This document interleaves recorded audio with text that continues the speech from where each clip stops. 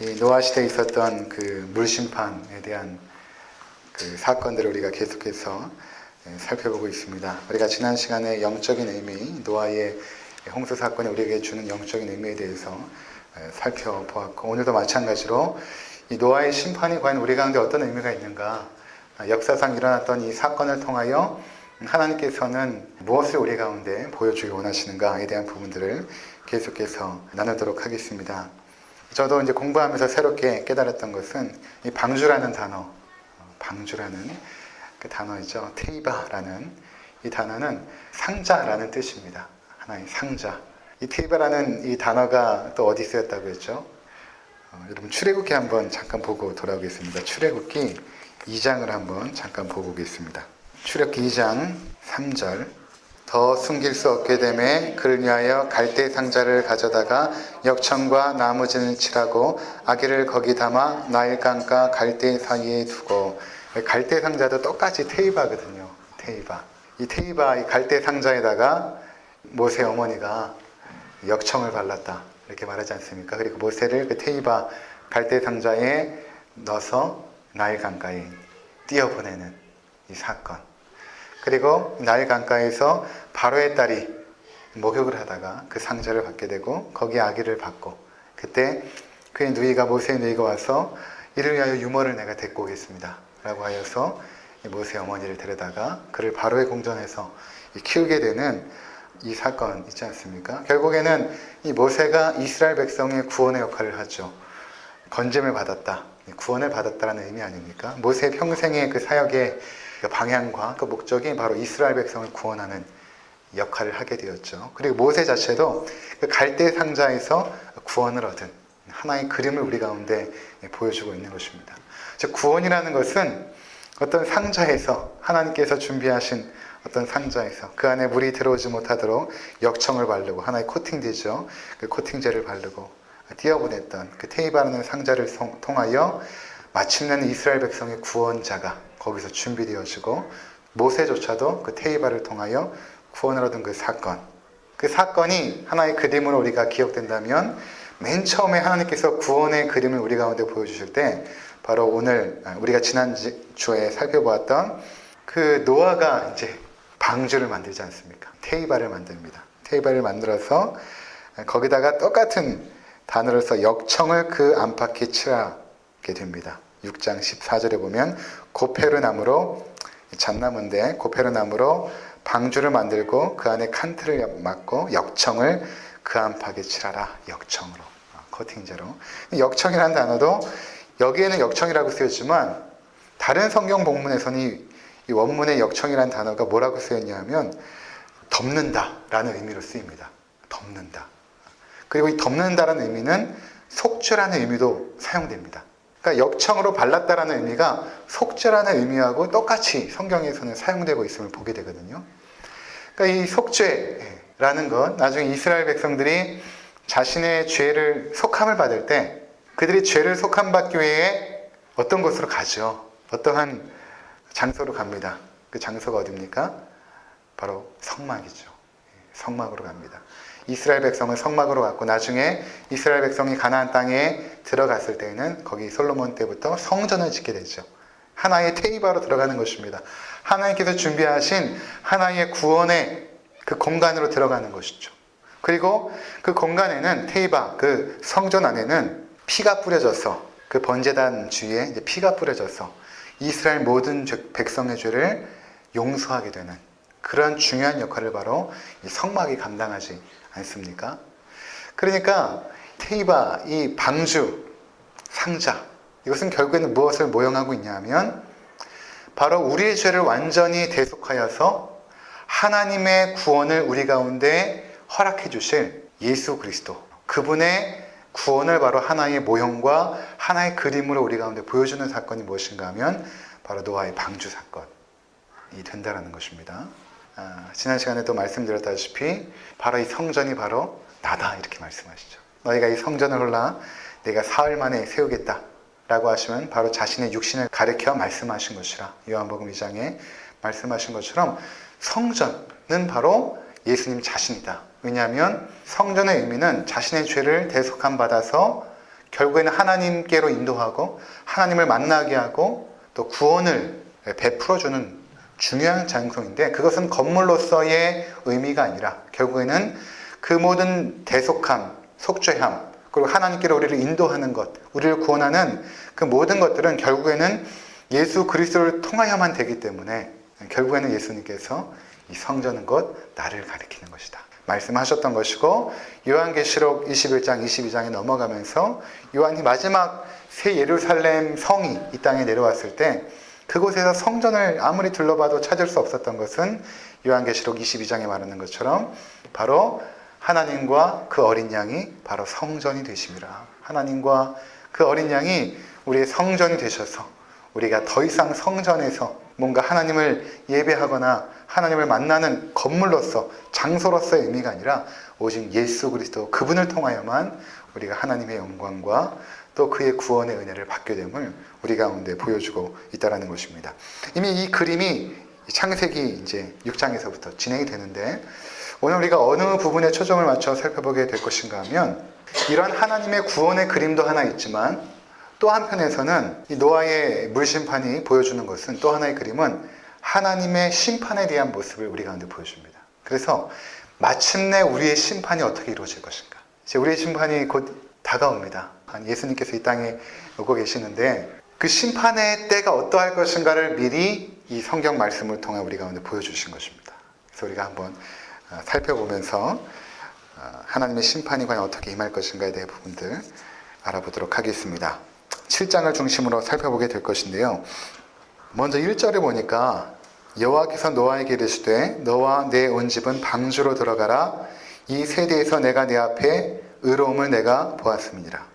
여러분, 첫 번째로 중요한 그 모습 중에 하나는 무엇인가 하면, 이 하나님의 심판이 진행되고 하나님의 구원이 함께 진행되는 노아 때의 물심판 사건 속에서 하나님의 구원이 노아 한 개인에게만 임하는 것이 아니라 노아를 통하여 그의 가족이 구원을 얻게 된다는 것입니다. 이것이 굉장히 중요한 그림입니다. 자, 여기 보시면 너와 내 온 집은 방주로 들어가라.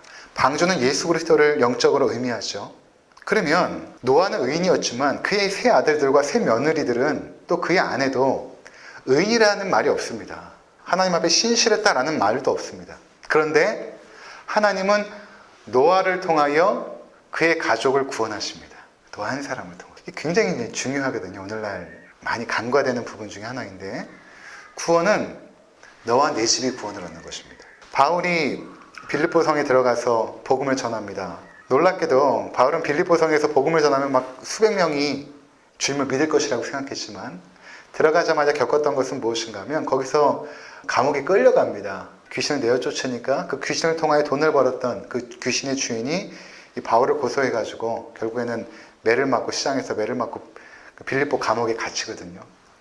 빌립보 감옥에서 바울이 탄식하고 서러워한 것이 아니라 그 캄캄한 그 빌립보 감옥에서 신라와 함께 저녁에 조용하게 찬양을 부릅니다. 감옥에 있으면서 찬양을 드렸어요. 그 밤에. 그러니까 그 주변에 있는 사람들이 듣더라. 이렇게 사도행전에 기록되어 있는데, 그렇게 찬양이 쭉 흘러갔는데 갑자기 하나님께서 그 감옥 주변으로 지진을 일으켰고, 그 지진 때문에 모든 옥문이 다 열리게 됩니다. 그리고 죄수들이 다 나오게 되거든요. 근데 바울과 실라는 나가지 않습니다. 그냥 그곳에 가만히 있죠. 근데 그 당시에 죄수들이 탈옥을 하게 되면 그것에 대한 그 문책을 간수장이 받게 되었거든요. 간수장이 이게 이제 큰일 난 것입니다. 그래가지고 칼을 들고 자결을 하려고 딱 칼을 목에 들이댔는데 그것을 이제 바울이 본 것입니다. 달려가가지고 죽지 마십시오. 우리가 도망가지 않았습니다. 그러니까 그 간수장이 거기서 내가 그러면 어떻게 하면 구원을 얻겠습니까? 그러니까 바울이 이렇게 얘기합니다. 주 예수를 믿으십시오. 그러면 당신과 당신의 가족이 구원을 얻을 것입니다. 구원이 너와 내 가족이 구원을 얻으리라. 이렇게 말씀하시거든요. 하나님의 구원의 은총은 한 사람을 통하여 가족을 구원하는 것입니다. 이게 하나님의 구원의 하나의 방식이에요. 그래서 오늘날 제가 지금도 계속 읽고 있는 책 중에 하나가 무엇인가 하면, 원래 성경적인 그 주일의 풍경, 성경적인 예배의 그 모습들이 무엇인가? 그것은 가족이 주일에 함께 나와서 하나님 앞에 예배하는 것입니다. 이렇게 오늘날 주일학교라는 명목으로 각 세대들이 다 쪼개져서 각자의 장소에서 서로 다른 메신저들의 말씀을 듣고 각자 다른 노래를 부르는 것이 아니라 원래 성경적인 예배의 모습은 너와 내 가족이 함께, 나와 내 가족이 함께 하나님 앞에 앉아서 하나님을 찬양하고 하나님 말씀을 듣고 성찬에 함께 참여하고 아이들도 그것을 어릴 적부터 우리 부모님이 성찬하는 것도 한번 보고 그렇게 함께 어울려져서 하나님을 예배하는 것이 원래 성경적인 모습이다. 그래서 최근에 이런 전 세대 통합 예배, 모든 세대들이 함께 모여서 예배하는 것들을 조금씩 운동처럼 일으켜가고 있는. 근데 우리 교회는 이미 처음부터 그렇게 했기 때문에 새롭게 할 필요가 없지만 이미 교회들이 이런 부분에 있어서 각성을 하기 시작한 것입니다. 실제적으로 뭔가 세대가 분리되어서 뭔가를 잘 교육하면 자녀들이 잘 될 것 같았지만 그것이 아니라 하나님의 구원이라는 것은 가정 내에서 함께 주의 말씀을 듣고 부모로부터 양육이 되어주고 또 아이들은 어릴 적부터 우리 부모님이 어떻게 하나님을 섬기는지 어떻게 믿음 생활을 하는지 보면서 그 구원으로 계속해서 인도함을 받게 되는 것이죠. 그리고 주일에는 함께 모여 하나님을 예배하고 이것이 이제 성경적인 하나님께서 원하시는 구원의 모습, 너와 내 가족의 구원에 대한 부분을 말씀하고 있는 것입니다. 그래서 6장 18절 한번 보시면 그러나 너와는 내가 내 언약을 세우리니 너는 내 아들들과 내 아내와 내 며느리과 함께 그 방주로 들어가고 이 언약이라는 단어가 처음 나거든요. 이 언약이라는 개념을 설명하려면 시간이 오래되기 때문에 다음에 이 부분이 나올 때 다시 한번 설명을 드리고요. 언약이라는 것은 죄인들을 하나님 백성 삼는 하나의 방식입니다. 하나님께서 세우신 방식. 하나님은 죄인들과 함께 할 수 없는데 그 죄인을 하나님의 백성을 삼는 방식이 언약이라는 방식으로 세우거든요. 내가 너희 하나님이 되겠다라고 약속을 하십니다. 그리고 그들을 하나님의 백성으로 삼으십니다. 이스라엘 백성들도 출애굽하여서 홍해를 지나여 시내산에 이르렀을 때 하나님께서 이스라엘 백성들과 언약을 맺으십니다. 이스라엘 백성들은 하나님을 알지도 못했거든요. 그 당시까지. 하나님이 도대체 어떤 분인지 모릅니다. 근데 언약을 세우시고 이제 그들을 자기의 백성으로 삼으시면서 그들에게 하나님 노릇하시면서 하나님의 어떠한 분이신지를 그들에게 알려주십니다. 그리고 그들은 그것에 반응하여 하나님을 경배하고 순종하는 삶을 살게 되거든요. 이것이 이제 언약이라는 것인데 이 언약이 노아를 통하여 그의 가족과 하나님과의 관계 속에서 맺어지는 것입니다. 그래서 이 언약이라는 것이 오늘날 어떻게 우리 삶 가운데 우리 오늘날의 신앙인들에게 펼쳐지고 있냐면 여러분 우리가 세례 받지 않습니까? 세례가 이제 언약식인 것입니다. 이것을 어디서 하나 또 볼 수 있냐면 결혼식에서 볼 수 있습니다. 여기는 자매들도 좀 있으면 결혼을 해야 될 텐데 또 결혼하신 분도 계시지 않습니까? 우리가 결혼할 때 결혼식이 언약식이거든요. 사실은 결혼식의 의미가 무엇일까? 결혼식에서 가장 중요한 순서가 있습니다. 신랑이 입장하고 그 다음에 신부가 아버지의 팔을 의지하여서 또 등장해서 또 신랑의 팔짱을 끼고 또 주례사를 듣고 그 다음에 여러 가지 순서가 있지만 사실 결혼식에서 가장 중요한 순서는 서약식입니다. 혼인서약. 이 혼인서약의 내용을 보면 이것이죠. 신랑 누구누구는 앞에 있는 신부 누구누구를 아내로 맞아 가난할 때나 부할 때나 건강할 때나 병들었을 때나 아내로서의 또는 남편으로서의 대의와 신분을 지키며 끝까지 사랑할 것을 하나님과 사람 앞에서 서약하느뇨 이렇게 물어봅니다. 그리고 우리는 거기에 네라고 대답하여서 결혼을 했고요. 이제 앞으로 결혼을 하게 될 분들은 그렇게 그 과정을 거치죠. 그리고 그 서약을 받고 주례자는 성부, 성자, 성령의 이름으로 혼인이 되었음을 선포를 합니다. 내가 성부와 성자와 성령의 이름으로 신랑 누구누구와 신부 누구누구가 서로 부부가 되었음을 선포하노라. 이렇게 되면 이제는 전혀 남남이었던 두 사람이 부부가 된 것입니다. 한 몸이 되어서 하나가 되어집니다. 이것이 하나님 나라의 신비거든요. 전혀 다른 사람, 피도 섞이지 않은 전혀 다른 환경 속에서 전혀 알지도 못했던 두 사람이 만나서 연애를 하여 사랑하다가 서약을 통하여 하나의 부부가 되어지죠. 굉장히 신비한 일입니다. 사실은 피도 안 섞인 다른 사람이. 그래서 하나의 가족을 이루고 하나님 앞에서 신실한 믿음의 가정을 이루지 않습니까? 자, 우리와 하나님은 전혀 관계가 없는 존재예요. 우리는 하나님을 알지도 못했고 하나님과 전혀 관계가 없었는데 내가 어떻게 하나님의 백성이 되었는가? 하나님께서 우리의 신랑이 되어주시고 우리가 하나님의 신부가 되어진 것이죠. 그리고 하나님이 우리를 신부로 삼아서 언약을 맺습니다. 그 언약이 무엇인가 하면 바로 세례식인 것입니다. 내가 너를 성부와 성자와 성령의 이름으로 세례를 주어서 너는 내 백성이다 라고 도장 찍는 예식, 이마에 그냥 콱 도장을 찍는 예식이 바로 세례식이죠. 그럼 이 세례식을 성인들만 받는가? 그것이 아니라 우리가 자녀를 낳게 되면 그 아이들에게도 유아 세례라는 걸 줍니다. 그러면 우리 희수나 의성이도 유아 세례를 받았지만 저 아이들이 무슨 하나님을 알겠습니까? 자신의 신앙을 고백할 수도 없습니다. 무슨 믿음이 있는지 어떻게 검증을 합니까? 어른들은 믿음을 고백으로 검증을 하지만 예수님 믿는지 어린 아이들은 검증할 길이 없습니다. 그런데 왜 대한예수교 장로회는 계속해서 여전히 침례교회에서는 안 줘요? 침례교회에서는 유아 세례라는 게 없습니다. 그런데 왜 대한예수교 장로회에서는 왜 믿음을 고백하지 못하는 그 어린 아이들까지도 세례를 주는가? 그 의미는 바로 무엇인가 하면 너와 내 가족이 구원을 받으리라 라는 약속을 믿고 세례를 주는 것입니다. 이 아이들이 비록 믿음을 고백하지 못하지만 부모님들이 내가 이 자녀를 언약 백성으로 하나님 만들겠습니다. 내가 부지런히 주의 교양과 훈계로 양육하여서 내가 하나님의 언약 백성으로 양육하겠습니다 라고 결단하고, 그리고 그 고백 속에서, 부모의 고백 속에서 목사는 언약 백성으로 인정하며 세례를 주는 것입니다. 그 아이들에게. 나중에 그들이 장성하여서 신앙을 고백할 때는 더 이상 물세례를 베풀지 않고 그냥 고백을 통하여 성도로 받아들이죠. 자, 이러한 너와 내 가족의 구원, 여러분 잘 생각해 보십시오. 내가 어떻게 구원받았는지. 대부분 90% 이상이 부모님을 통하여 구원을 받습니다. 교회 나오는 성도들 중에, 그리고 정말 그 10%, 나머지 분들이 특별한 하나님의 부르심을 받고 구원을 받죠.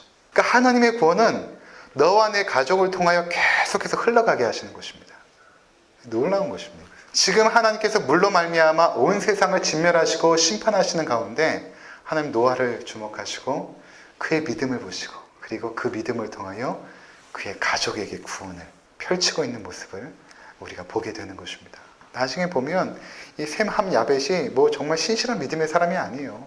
근데 하나님은 그들을 언약 백성으로 삼으시고 구원을 베풀어 주신다는 것입니다. 그 다음 우리가 살펴볼 것은 무엇인가 하면 4절인데 7장 4절, 지금부터 7일이면 내가 40주야를 땅에 비를 내려 내가 지은 모든 생물을 지면에서 쓸어버리리라. 노아가 방주를 한 520세부터 지어서 한 600세 정도에 완성을 합니다. 거의 한 80에서 100년 정도를 방주만 진 것입니다. 그냥 산 꼭대기에 올라가가지고 매일 가서 이제 방주 짓는 일을 한 거죠. 그럼 여러분 생각해 보세요. 아침마다 일어나서 그 방주에 있을 물건들을 챙겨서 산에 올라가서 방주를 거의 80에서 100년 동안 지었다면 그 사이에 많은 사람들이 노아가 방주 짓는 것을 보았을 것입니다. 그리고 노아는 그들에게 말했을 것입니다. 이제 곧 있으면 하나님께서 물로 이 땅을 심판하실 것입니다. 계속해서 그들에게 증거했을 것입니다. 근데 그들은 믿지 않았어요. 믿지 않습니다. 근데 마지막에 드디어 하나님께서 방주를 완성하시고 노아와 그의 식구 8명을 방주 안으로 집어넣고 하나님께서 문을 닫으십니다. 그리고 다시금 7일 동안의 마지막 기회를 주십니다. 그냥 문을 탁 닫고 하나님께서 바로 비를 내리신 것이 아니라 마지막 7일 동안의 회개의 기회를 주신 것입니다. 그러니까 하나님은 공의로우셔서 심판하시지만 계속해서 우리 가운데 구원의 기회를 계속 주십니다. 구원의 기회를 주십니다. 근데 그것은, 기회라는 것은 한정이 되어 있습니다. 끝까지 계속해서 기회를 주시는 것이 아니라 하나님의 정한 시간이 있습니다. 지금 새벽에 요한계시록 보게 되는데 요한계시록 보면 하나님이 정한 때들이 있습니다. 하나님이 정한 심판의 때들, 악한 영들이 활동하게끔 허용한 시간의 때들, 하나님이 정한 때들이 있어요. 기회의 때가 있는 것입니다. 이 기회의 때에 회개하지 않으면 그 심판은 그들에게 무섭게 임하는 것입니다. 자, 그래서 성경은 지금부터 7일이면 앞으로 7일 동안 내가 기회를 주겠다. 7일이면 40주야. 40일 동안 아침과 저녁으로 비가 이제 내리게 되는 것이죠. 이 비가 내리는데 전에 말씀드린 것처럼 이 원래 하나님께서 창조하실 때에 궁창 위의 물과 궁창 아래의 물이 있습니다. 이 궁창 위의 물 때문에 사실은 인류가 굉장히 오래 살았죠. 죄악을 범했음에도 불구하고 800년, 900년 이상 이렇게 인간이 살았는데 이 궁창 위의 물층이 이 노아의 물심판 때 밑으로 내려오게 되는 것이죠. 폭우 이상이었을 것입니다. 마치 폭포수가 떨어지는 것처럼 물이 그냥 확 떨어져 버린 것이죠. 궁창 위에 물층이. 그리고 땅에서는 이 지하에 있었던 물들도 함께 터져 나온 것입니다. 위에서 물이 내려오고 이것이 이제 40일 동안. 그리고 이제 물이 쌓여가지고 가장 높은 지금 우리가 이 지구상에서 말하는 히말라야, 로키 산, 에베레스트 산 이런 높은 산까지도 잠기게 될 정도로 물이 굉장히 창궐하게 많이 내린 것입니다. 지금도 여러분 에베레스트나 히말라야나 이런 데 가보면 거기 조개 껍질이나 그 물고기의 흔적들이 나오고 있지 않습니까? 그 뼈가루들이 나옵니다. 지금도. 그 노아의 홍수의 흔적이 지금도 여전히 남아있죠. 그렇게 물이 이 땅을 창궐하게 한 것입니다. 그래서 4절에 말한 것처럼 모든 생물들, 생물이라는 것은 성경에 호흡하는, 옛날 성경은 기식하는 생물 그랬는데 동물들입니다. 식물하고 물고기들은 여기서 제외되었습니다. 제외되었고 모든 동물들이 기식하는, 호흡하는 모든 동물들은 다 죽어버립니다. 그리고 이 비가 내려서 잔잔하게 우리가 보는 바닷물처럼 이렇게 잔잔하게 있는 것이 아니라 이 물이 마치 쓰나미처럼 확 이렇게 물결에 따라서 휩쓸리는 이 지구가, 그리고 그 위에 노아의 방주가 딱 떠서 방향키도 없고 돛도 없이 그냥 그 물살에 의해서 그냥 떠다니는 것입니다. 계속해서 흘러다니는 것이죠. 물이 40일 동안 왔고 그 다음에 이 창궐한 기간이 150일입니다. 150일 동안 물이 이 땅에 완전히 창궐하게 되었죠. 그리고 나서 150일 이후에 우리 다음 주에 살펴보게 되겠지만 비둘기도 보내고 까마귀도 보내서 이제 묻이 드러나게 되고 거기서 이제 나오게 되는 이런 일이 이제 있게 된 것입니다. 이러한 심판 전에 하나님께서 행했던 것은 무엇이냐면 구원의 기회를 주는 것입니다. 그러니까 우리 모든 사람에게는 구원의 기회가 주어졌고 우리들은 그 구원의 기회를 붙잡은 것이죠. 하지만 여전히 이러한 구원의 기회가 있지만 이것을 여전히 붙잡지 못하는 많은 죄인들이 있습니다. 그래서 우리가 때론 이런 생각도 들죠. 어떻게 저렇게 강박과 심령 하나님께서 심판하시지 않지? 끝까지 기회를 주시는 것입니다. 그리고 마침내 하나님의 심판이 임했을 때 그 심판은 너무나 공의롭고 너무나 완전한 심판이 되는 것입니다. 왜냐하면 기회를 줬기 때문에. 그들이 그 기회 속에서 회개하지 않았던 것입니다. 하나님은 충분히 기다리셨고 인내하신 것이죠.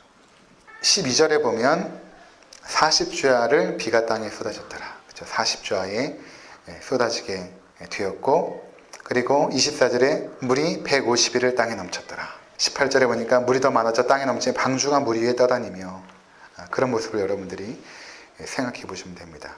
이러한 그 하나님의 심판들이 진행이 되는데, 여러분 마태복음 24장 37절을 한번 보고 오겠습니다. 노아의 때와 같이 인자의 맘도 그러하리라. 홍수전에 노아가 방주에 들어가던 날까지 사람들이 먹고 마시고 장가들고 시집가고 있으면서 홍수가 나서 그들을 다 멸하기까지 깨닫지 못하였으니 인자의 맘도 이와 같으리라. 자, 지금 어떤 상태냐면 비가 온 것입니다. 비가 오기 시작하는데도 깨닫지 못하고 있는 것입니다. 물이 막 창궐하는데 그냥 좀 비가 많이 오는 것이겠지. 끝까지 깨닫지 못합니다. 그리고 어떻게 생각하냐면 대수롭지 않게 생각하고 노아가 했던 말도 기억하지 못하고 먹고 마시고 즐깁니다. 쾌락을 위하여 살아갔죠. 깨닫지 못합니다. 그런 것처럼 마지막 인자의 임함, 예수님께서 이 땅에 심판주로 오실 그때도 똑같을 것이다.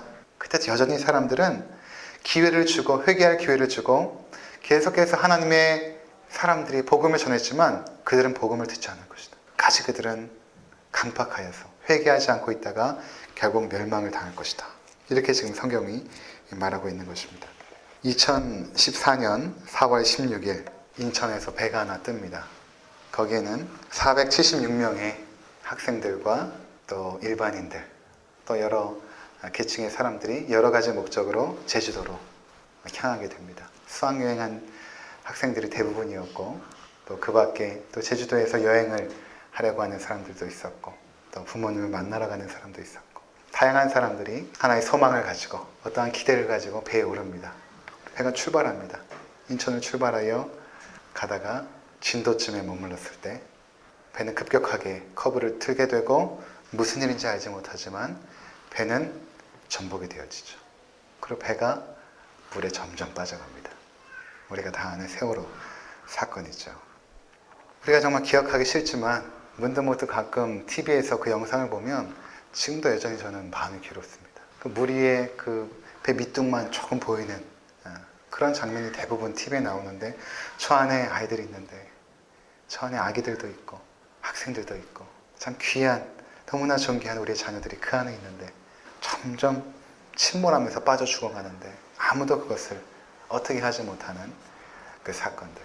시간이 지나면서 세월호에 대한 영상들이 하나씩 TV를 통하여 나오기 시작합니다.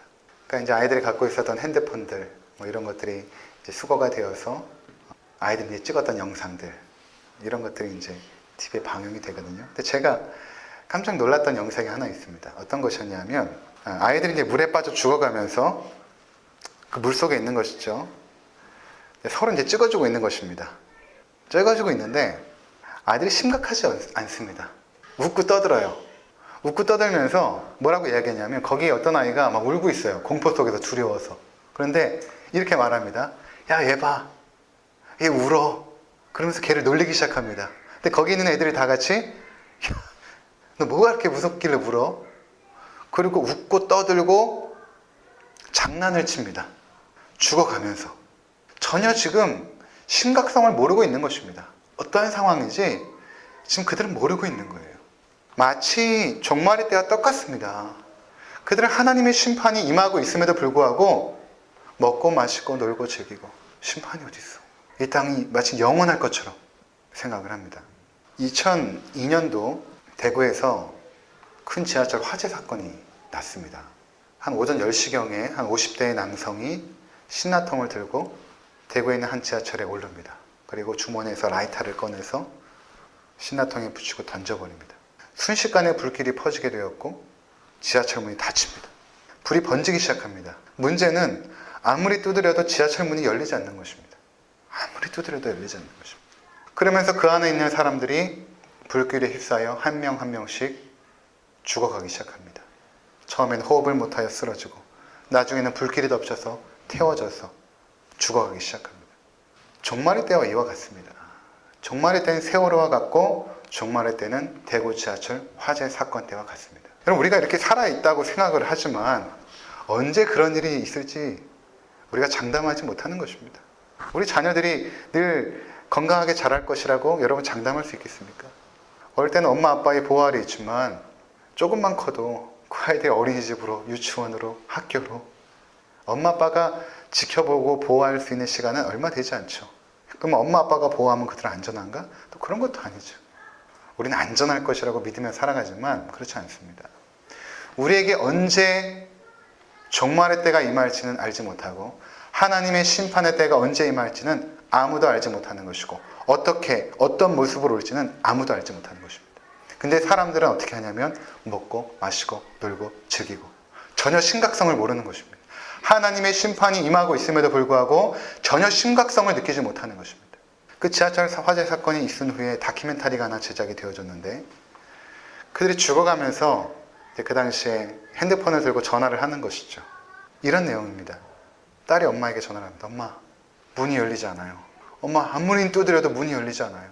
그게 마지막 메시지입니다. 엄마한테 남긴 마지막 메시지. 한 아들이 아버지에게 전화를 합니다. 아버지, 너무 뜨거워요. 여기가 너무 뜨거워서 죽을 것 같아요. 그게 아버지에게 남긴 마지막 메시지. 근데 이런 귀한 메시지가 있었습니다. 한 50대 중반의 남성이 전화기를 꺼내듭니다. 그리고 아내에게 전화를 합니다. 아내에게 전화를 하면서 이렇게 말합니다. 여보, 나 하늘나라 간다. 나 하늘나라 간다. 그리고 전화가 끊겨버립니다. 이분이 성경책을 들고 대구에 이제 교회를 가고 있었어요. 가고 있었는데 불이 난 것이죠. 죽습니다. 그때 그 시신들을 막 발굴할 때 다 타가지고 이게 신원이 누가 누구의 시신인지 밝히기가 어려웠는데 이분이 성경책을 들고 있는데 이 성경책이 불타다가 남은 것이죠. 근데 이 가운데에 이 타남은 주보가 있는 것입니다. 그래서 그걸 가지고 신원을 조회해봤더니 대구에 있는 동안교회 한 집사님이셨어요. 이분이 사랑하는 아내에게 마지막 남긴 메시지가 무엇입니까? 여보, 나 하늘나라 간다. 나 하늘나라 간다. 모든 사람들이 공포와 두려움과 절망 속에서 죽어져갔지만 하나님의 사람들은 그 심판의 때가 구원의 때인 것입니다. 그 메시지를 받은 그 아내는 얼마나 행복했을까요? 마지막 남편이 나에게 남긴 그 메시지가 여보, 나 하늘나라 간다. 얼마나 그 장례식이 기쁘고 감사했을까? 여러분, 마태복음 24장에는 말씀하죠. 노아의 때는 인자의 때와 똑같을 것이다. 주님께서 이 땅에 지금 오시고 있는데 사람들은 먹고 마시고 놀고 즐기고 있다. 주님은 지금 심판으로 오시고 있는데, 성경은 말합니다. 다시는 내가 물로 심판하지 않겠다. 그리고 하나님은 이제 불로 심판하십니다. 불심판은 더 무서운 것입니다. 내가 이 땅을 불로 심판하겠다. 어떠한 모습으로 심판이 임할지는 알지 못하죠. 하지만 그 심판은 굉장히 무섭게, 노아의 물심판 이상으로 무섭게 우리 가운데 임할 것입니다. 그 심판이 예수님께서 재림하여 올 수도 있지만 우리 가운데 죽음으로 급작스럽게 임할 수도 있죠. 근데 그때 우리는 과연 어떠한 모습으로 서 있을까요? 어떠한 모습으로? 저희 아버지가 이제 폐암으로 이제 고생을 하시다가 거의 돌아가시기 얼마 남지 않은 시기였습니다. 그동안은 그 경과들을 일일이 아버지에게 말씀을 안 드렸습니다. 그러니까 아버지가 워낙 마음이 여리셔서 의사를 못 만나니까 제가 대부분 의사를 만나서 경과들을 늘 사진을 확인을 하고 이제 알려드려야 되는데, 아버지가 너무 마음이 약해지셔가지고 정확하게 말씀을 못 드리고, 그래도 소망을 좀 갖고 의지를 붙여서 암을 극복하길 바라는 마음으로 정확하게 말씀을 안 드렸습니다. 날 수 있다라고만 말씀을 드렸지. 근데 사실은 날 수 있는 확률이 거의 없었습니다. 그리고 돌아가시기 한 2주 정도 남겨졌을 때 이미 의사가 말하기를 이미 다 퍼졌습니다. 이미 다 퍼졌고 조금 있으면 호흡을 하기 어려워 하실 것입니다. 말씀을 하더라고요. 그래서 아버지를 좀 준비시켜 주세요.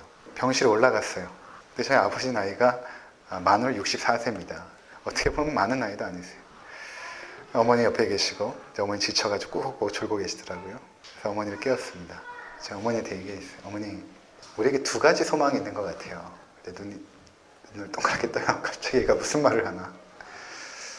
첫 번째 소망은 아버지가 하나님의 놀라운 은혜로 살아나는 것입니다. 하나님께서 지금이라도 은혜를 베풀어 주시면 모든 암세포가 죽고 우리 아버지가 다시 살아나서 하나님 앞에 그 구원을 증거하면서 하나님께서 행하신 일들을 간증할 수 있지 않겠습니까? 그런 한 가지 소망이 있습니다. 얼굴이 밝아지세요. 두 번째 소망이 있어요. 그것은 아버지가 죽더라도, 아버지가 돌아가시더라도 아버지가 천국 가는 것입니다.